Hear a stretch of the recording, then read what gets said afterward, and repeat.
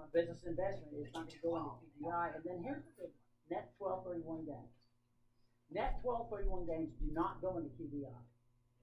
Net 1231 losses reduce QBI. What's a 1231 gain? And what's a net 1231?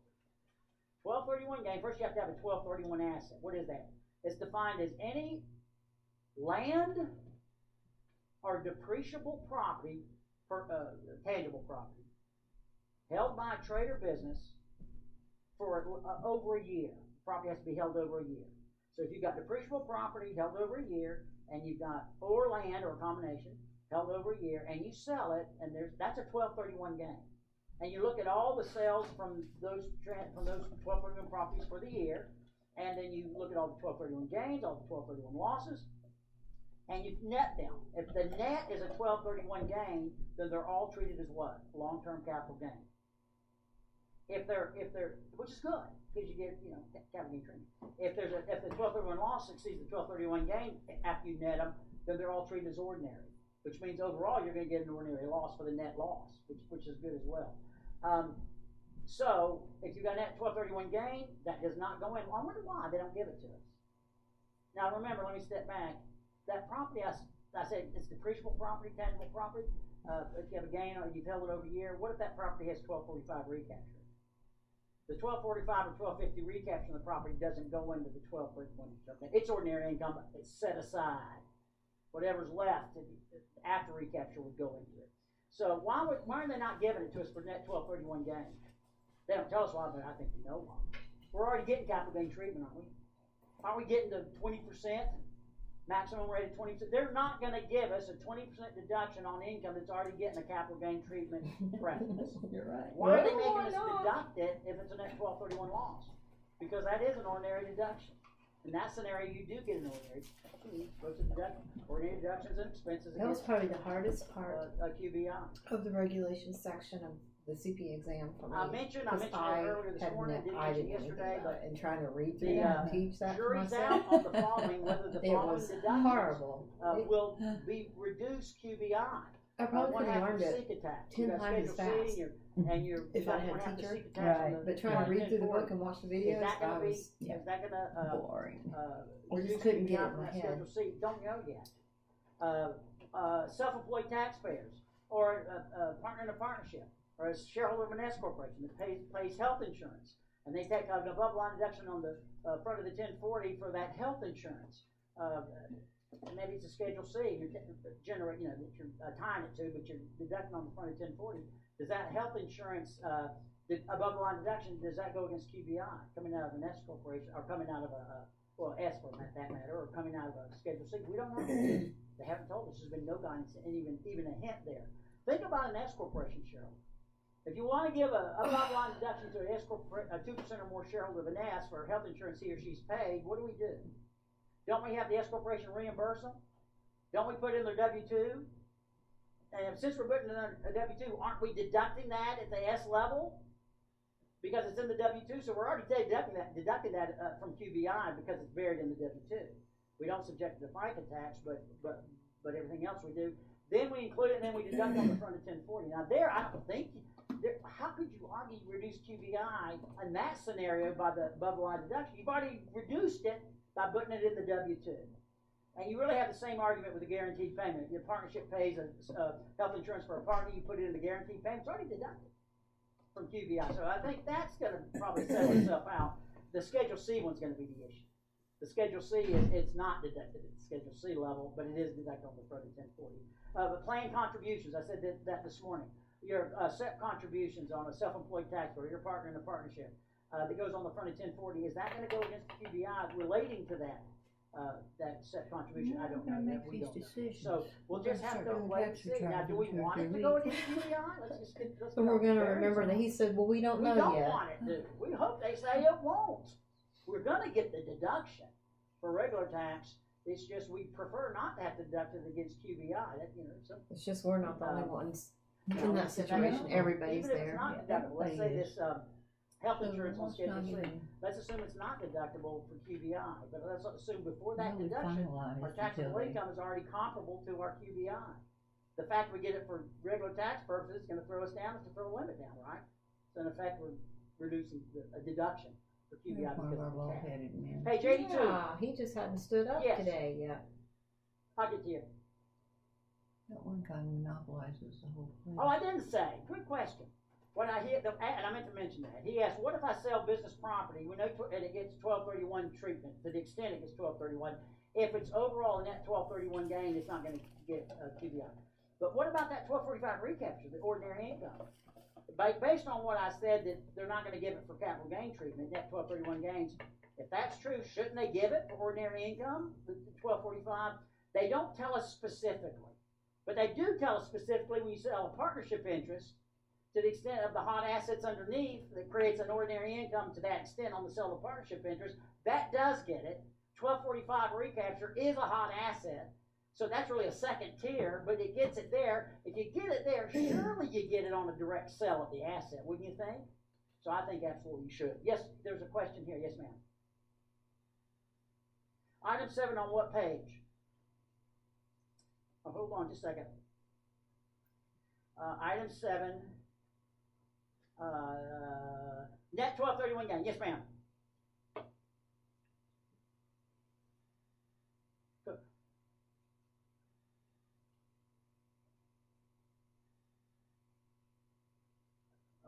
Conversely, if Section 1231 provides that gains or losses are not treated as gains or losses from sale or exchange, Section 919C3 does not apply. This is a quote, and thus the gains and losses must be included. Okay, I think what that's dealing with, and that's a quote, I think, and I'd have to check it, but I think one night, I don't know. If you give me a minute and I'd look at 1231 and figure what, I could come up with an answer. I just can't, I can't piece it together in my mind right now. But can I answer a question you didn't ask that deals with 1231? I just don't, I got to read that and go back and look at the statute. But I don't think it changed anything I've said generally. But the question you didn't ask, that I thought you might ask, there's another rule in 1231. If you've got a net 1231 gain in the current year, and you've had net 1231 losses in any of the preceding 5 years, Section 1231C says you, to that extent, you reclassify your 1231 gain as ordinary income. It's not 1245 recapture, but it has some of the same effect. That 5-year look back. Some people have asked, what about that? What if I have and a lot of real estate companies have that. So what if I have that 1231 loss?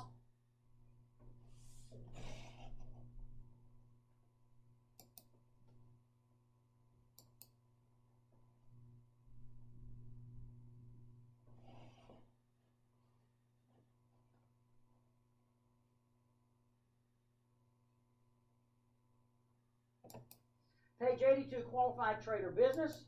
We said this yesterday. It's any 162 trader business, which doesn't help us much, other than providing services as an employee. Even if you're treated, if you're reporting yourself as a common law independent contractor, but you're in fact a common law employee, you're not going to get it. SSTB income does not qualify.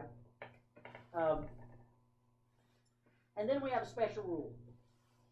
And the special rule on page 82 near the bottom of the page. Let me see if I get the right place. Hold on. On page 82. Yes, sir. It's right here. It's on page 82. It's item 2.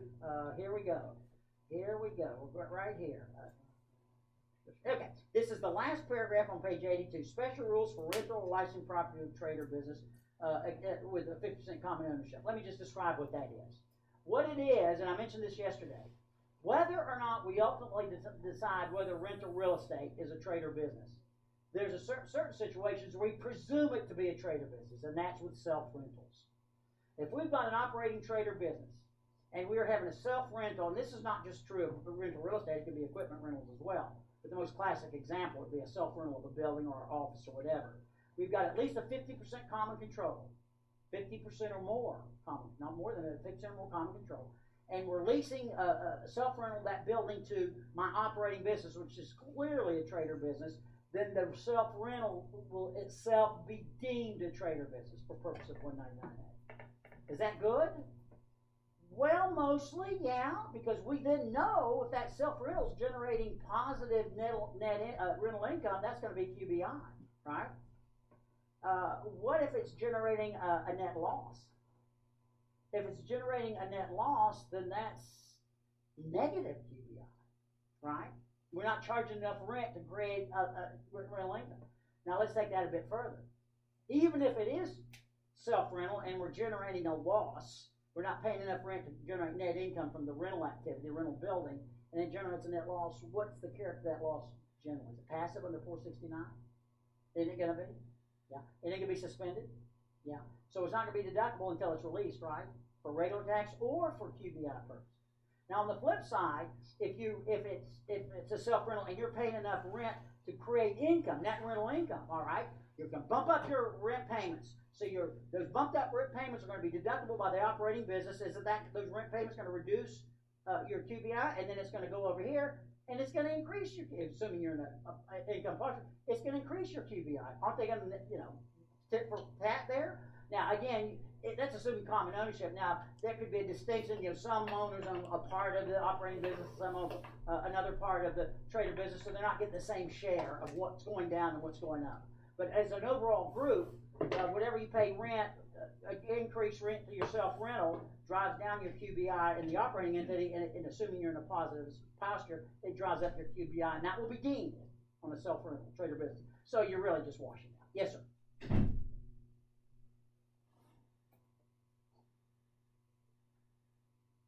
Yeah, good question. What if the rental building is only half leased by the brother-sister entity? The pros regs don't address that. They just say if it's self-rental. Now, there's two ways to view it. It's an all or nothing rule. And I'd like to view it that way. That if you have any self-rental, that means it's all going to be getting that classification as trader business. It doesn't say. The other would be we have to impute some kind of proration. To the extent of self-rental will be trader business, then we have on leasing to outsiders, whether it be in trader business. So we don't know. Yes, sir.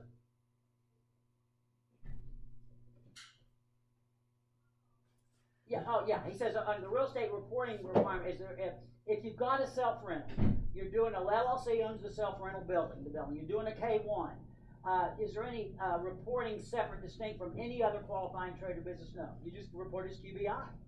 QBI, you have to, you're going to have to make a determination and maybe a reporting determination whether or not it's an SSTB. Now let me pause there. This self-rental is good for your normal operating business because it gives you trader business status on the self-rental. But if it's an SSTB that is doing a self-rental, I've got a CPA practice, and we got brother-sister LLC and leasing the office building over to CPA practice. Over in the SSTB area of the proposed regs, they've got an anti-abuse rule. That self-rental is a trader business to an SSTB, but it's deemed to be an SSTB, part of the SSTB. So in that context, it's bad. Now, in that context, and you were doing the K1 for a self-rental SSTB building, then you'd have to connote, you'd have to identify and label it as SSTB income. But if it's not that, then it's just generic qualified business income. Page 83. Yes.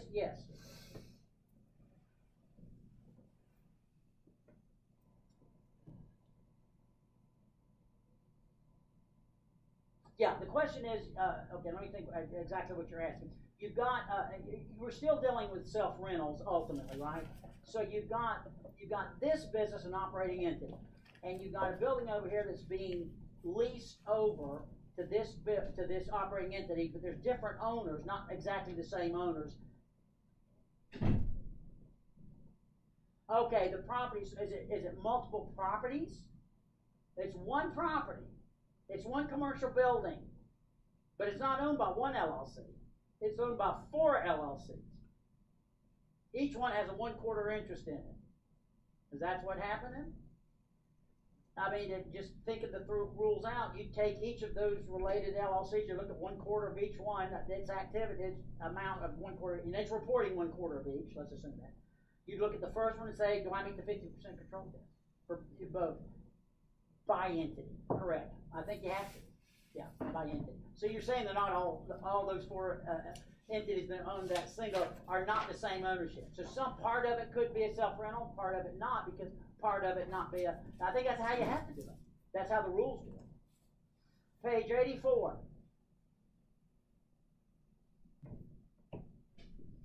Now, this is something else I didn't cover yesterday. I mentioned it, I made reference to it. Let's assume we've gone to taxpayer over, on a joint return over 315. Single, over 415. So they're totally subject to the W-2 wage limit on qualified business income. Now remember, what is that limit? The limit when you're totally subject to the W-2 wage limit on qualified business income deduction, you take 20% of your QBI, not to exceed what? Not to exceed 50% of the W-2 wages attributable to that trader business, or if that's not enough, you've got another test. If this is greater, you can compare it to the sum of 25% of W-2 wages plus 2.5% of the unadjusted basis immediately after acquisition of qualified property. This is an alternative limit. The greater of those two you get to take. Now, if you've already got enough W-2 wages, 50% of W-2 wages that absorbs the entire deduction, you don't have to worry about this.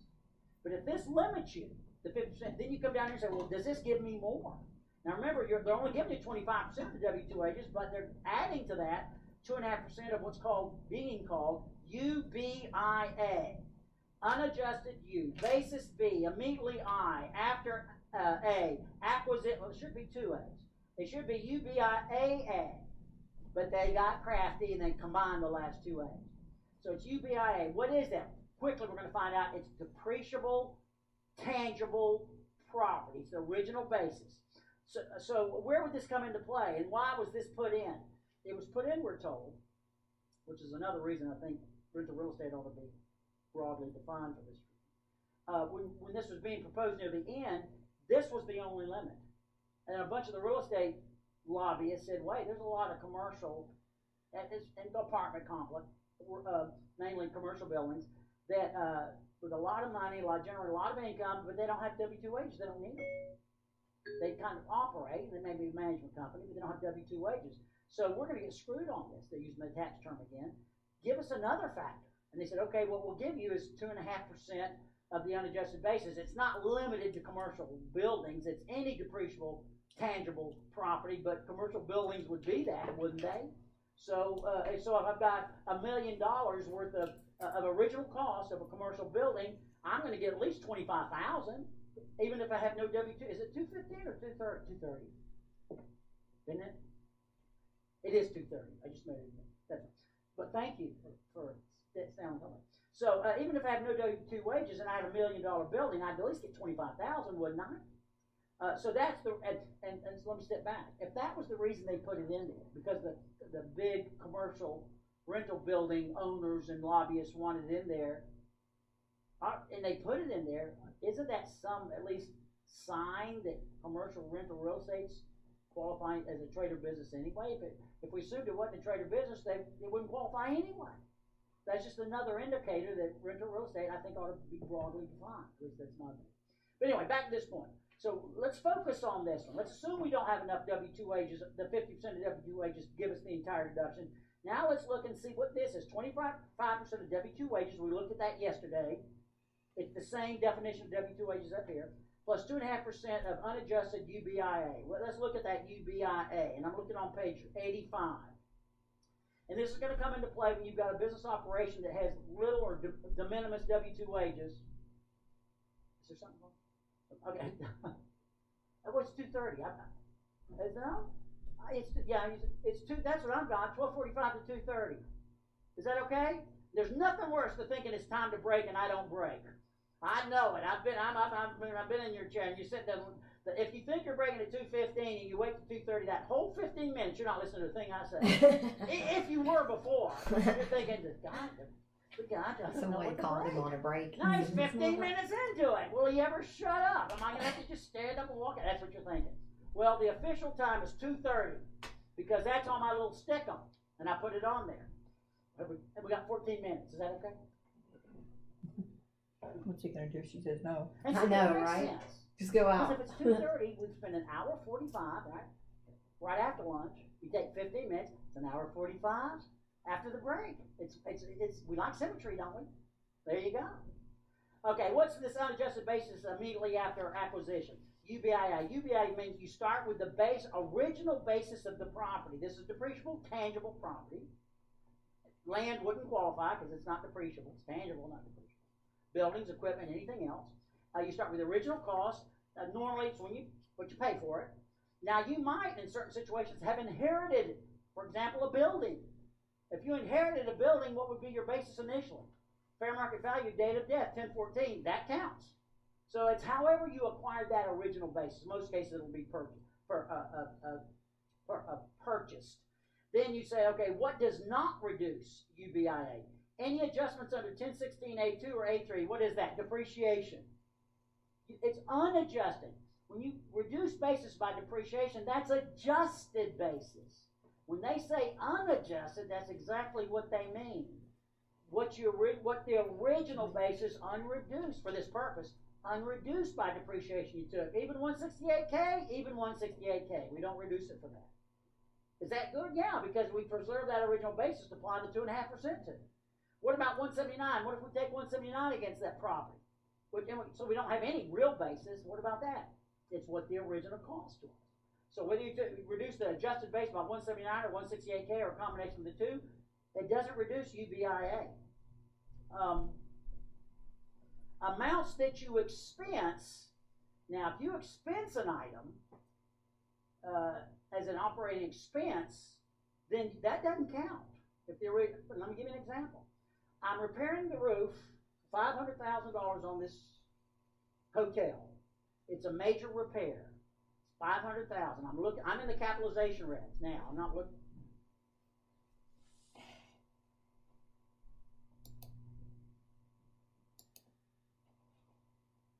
I'm going to be so glad to go back to work on Monday morning. Well, where's Christopher? He just bailed. Yeah. But then I have to appreciate it over. He should have to suffer 39 years.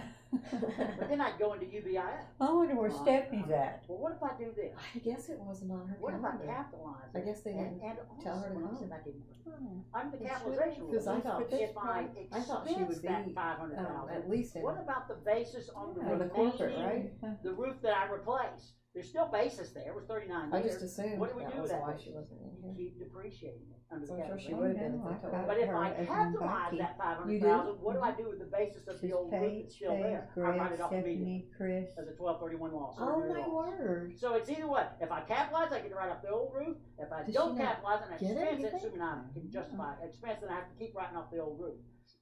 And if I expense it, I write off the old roof and I don't get UBIA. Can I have my cake and eat? Well, I knew What she if I didn't do really this? do What if individual I returns, so capitalize? yesterday I wasn't Write too off the surprised, old but roof Yeah. and then deduct I it. did. thought she I did How think can I she might deduct it? I didn't expense it. might come in, but then I We're thought, going to well, it's find not her out business. once I'll the see United how it change goes. starting in 2018. It It includes a capitalized improvement. Oh, there's another one? Well, it's not this, it's a replacement No, I mean, of a yeah. commercial roof. So if I capitalize that. Oh, you Yeah. mean the meeting Yeah. here? I thought you meant another $179, webinar, and I was like, I could take the No, but 179 This is just the tax starting in meeting. 2018. I think what And that that's does. Katie, I capitalize it for 500,000. That allows me to write off the old I roof mean, basis. Stephanie's always Then a I part take of the the tax 179, meetings, which yeah. allows me to deduct the roof I just put on. Plus, it lets me keep the 500 for UBIA. Does it not? Because the 179 doesn't reduce the basis. Just food for thought. Page 86. Page 86. Now this is controversial. Page 86. This is item B near the top of the page. We say UBIA is the original cost unreduced by depreciation, etc. What if I have that property, that UBIA property, original basis, and I transfer it in a non-recognition carryover basis transaction? I do a like-kind exchange of that building. And the new building that I get back assumes the adjusted basis of the old building, right? But for UBIA purposes, what is my UBIA on the replacement building? When you engage in a tax-deferred exchange, you don't get to use the original UBIA of the property you gave up.